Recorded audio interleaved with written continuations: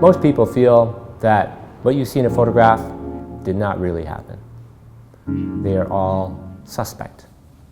Our relationship to photographic reality has changed. When I was growing up, you saw a photograph in a magazine, you thought, well, that really happened, whether it really happened or not. Now, when I ask students what shapes their view of the world, those photographs or personal experience?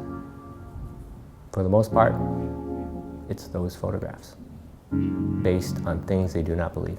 So what is real? That's the big question. My name is Wing Young Huie. I'm a photographer. I photograph everyday life in neighborhoods. I grew up in Duluth, Minnesota. I'm the only one in my family not from China. I was born and bred in Duluth. And we were the only Asian family in our neighborhood, and I was the only Asian student in my school. How I grew up has a lot to do with what I do as a photographer, trying to understand who are we and who gets to define who we are. I bought my first camera when I was 20, a Minolta single lens reflex, and took a trip, took some very ordinary pictures on this trip. For whatever reason, came back and thought, hey, I could become a photographer. Got my BA in journalism, and then started teaching myself photography. And then I finally got a gig working for a business newspaper. But what I really wanted to do was become an art photographer.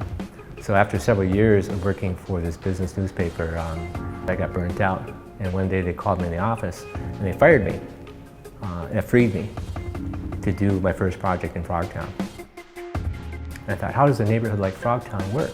A quarter of the population was Hmong immigrants, just like my family. First couple of weeks, I walked around without my camera, just trying to convince myself that I could do this. I approached hundreds of people. A lot of people said no, but there's always people who said yes. After photographing hundreds of people over 2 years at an exhibition in 1995 in May, pinned 173 RC resin-coated photographs I made in my darkroom to blocks of styrofoam. Put it on the corner of University and Dale. It was up for 1 month. Very vulnerable, very accessible. You could see it 24/7. Thousands of people came to see the exhibit. People from the neighborhood and people from surrounding neighborhoods and from outside of the city who normally would never come to a place like Frogtown, but they're curious.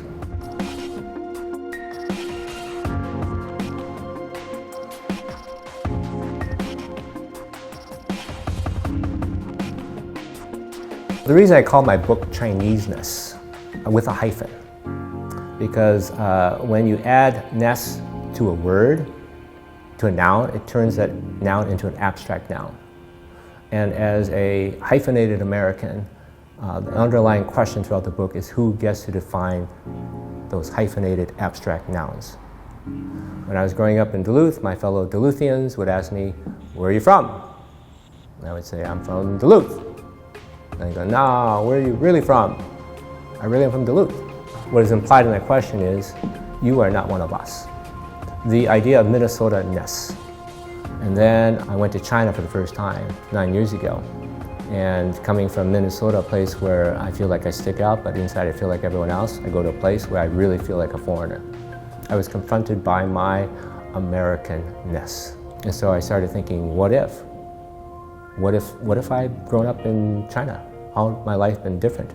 And so I started thinking about the other what-ifs in my life and started photographing Chinese men whose lives I could have had in China, in the United States. And then to take this idea a step further, I asked if I could wear their clothes. So I would photograph them, ask to wear the clothes, give them the camera, and they photographed me. And I put the two photographs together as diptychs. How does my Chineseness, my Americanness, and my Minnesota-ness collide? That question is less important to me now. It defined me, or it confused me when I was growing up. I think by doing this book and talking to a lot of folks on how they think about this, I think identity is constantly evolving. A lot of identity is imposed.